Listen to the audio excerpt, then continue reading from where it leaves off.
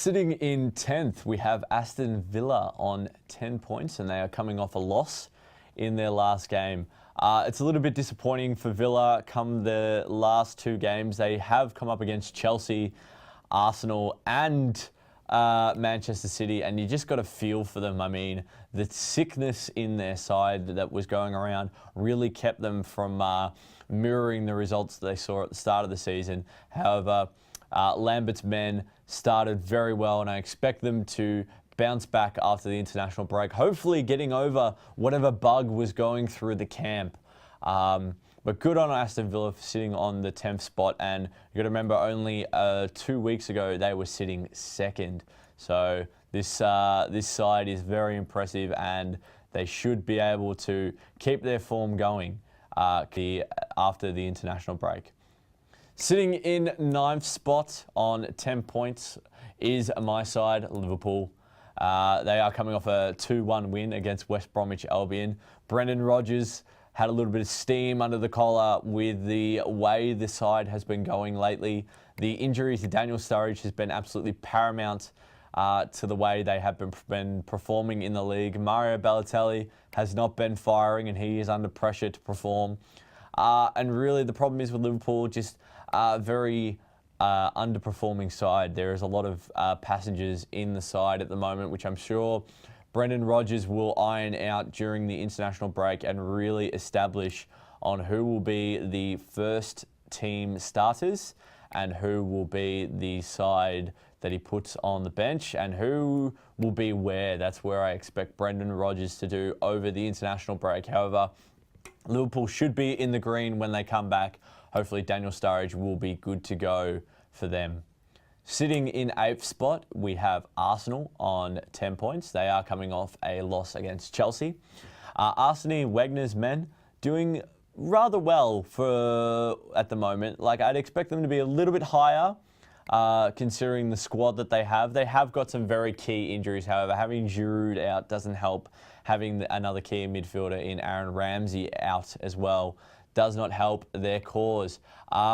They should be able to get in some impressive run of form after the international break. I do believe Arsene Wenger needs to strengthen his defence a little bit better come the next few games after the international break. Danny Welbeck, however, is in fine form for them, and Ozil is also in fine form. So I expect them to be able to mirror it come back into after the international break. They should be able to get a few more wins on the board and get back in contention with the top 4 spots. Sitting 7th, we have a big Sammy Allardyce's West Ham United on 10 points, and they are coming off a win.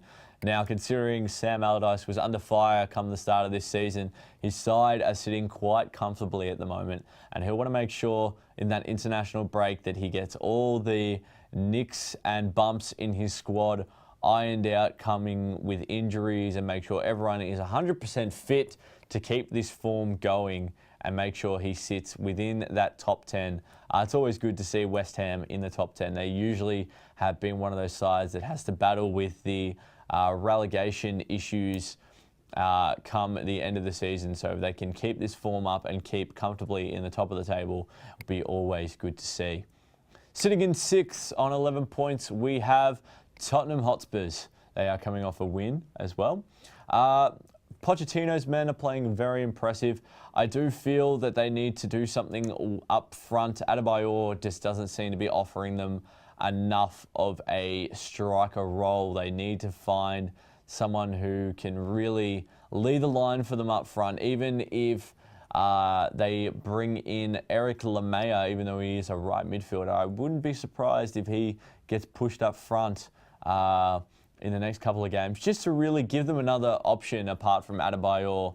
Not to say that Adebayor isn't having a good start to the season. I just feel that he can play a lot better, and that would be the reason why Tottenham is not sitting higher, due to the fact that he just doesn't seem to be able to find the back of the net for them. However, their midfield is playing very well, and their defence is playing very strong as well. So good on Tottenham. 11 points in 7 after 7 matches. They are sitting 6th, and they will look to keep their form going over the international break. Sitting 5th, a very surprising 5th spot, We have Swansea City on 11 points. Gary Monk's men are coming off a draw. Now, Swansea seem to be in very impressive form, probably league best form that we've seen them. Gary Monk just seems to have his side playing very impressive link up. The strikers are on form, the midfield are on form, and the side just seem to know what is going on. They always seem to have options open everywhere.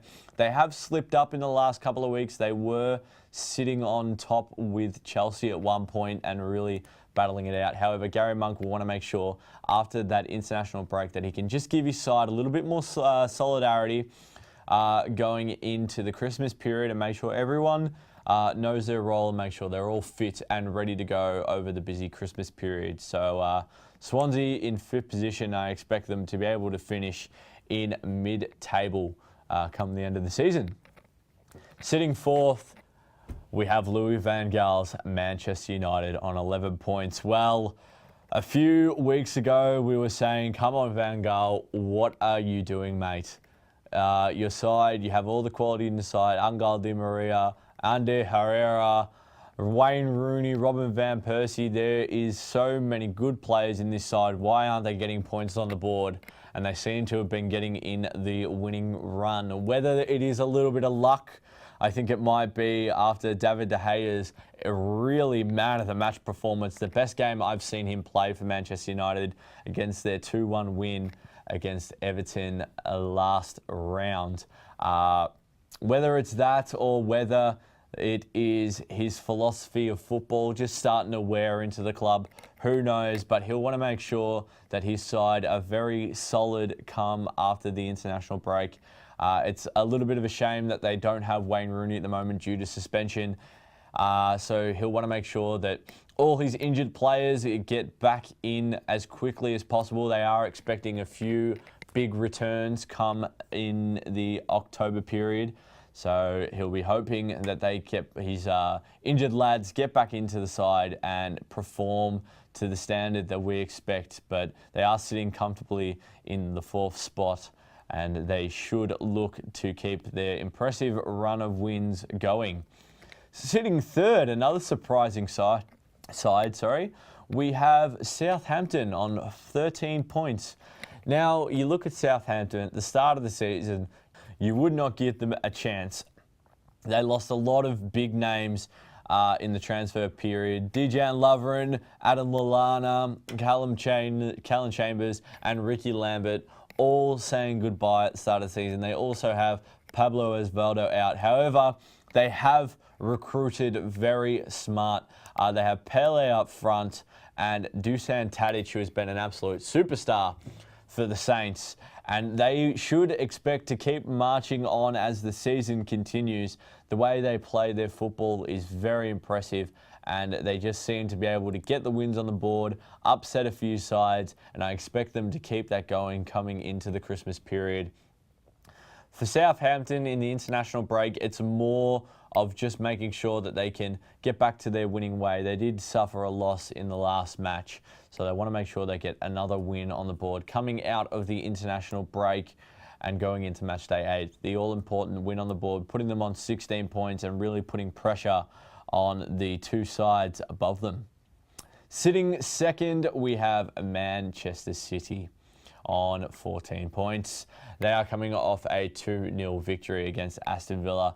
What can you say? Manuel Pellegrini's men, the defending champions, really, it's too early to call, but I do feel that this Premier League is going to end up being a 2-horse race between City and the side sitting on top.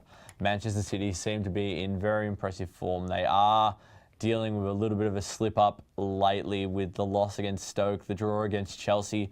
I just want to make sure that they can get all of the wins, most wins as possible for them. So for them, it's more about just making sure they iron out the little bit of mistakes that they've got going in the side. For Manuel Pellegrini, the international break might not be focusing on their league form, but rather focusing on their disappointing Champions League form. So Manuel Pellegrini will be looking more towards improving their their Champions League form rather than their league form. but City sitting comfortably in second spot. And finally, sitting on top of the table is Jose Mourinho's Chelsea on 19 points, coming off a victory. What can you say for Chelsea? Cesc Fabregas and Diego Costa. That's all I can say. Recruited to the best of their ability, making their already impressive squad just that much better. Diego Costa is already going to be a Golden Boot winner, and I mark my words on this. Go put money on Diego Costa to be the Golden Boot winner come the end of the season, because he is an absolute superstar for the Chelsea Blues. He always seems to find the back of the net in every match. Doesn't matter if he's 100% fit or 45% fit. He always seems to find the back of the net. So for Jose Mourinho going into the international break, it's more of the same for Chelsea as they look to keep their impressive run on top going, as they have a lot of breathing space between themselves and the other teams in the English Premier League. Well, that's all we've got time for on this Premier League edition of Beyond the 90. I'll be back with you next week, giving you a preview of Match Day 8. Also remember, you can keep up with my blogs at www.beyondthe90.net, and please follow me on Twitter at Alex_Ellerman. Good luck to the sides playing in this international round, and I will see you guys next week.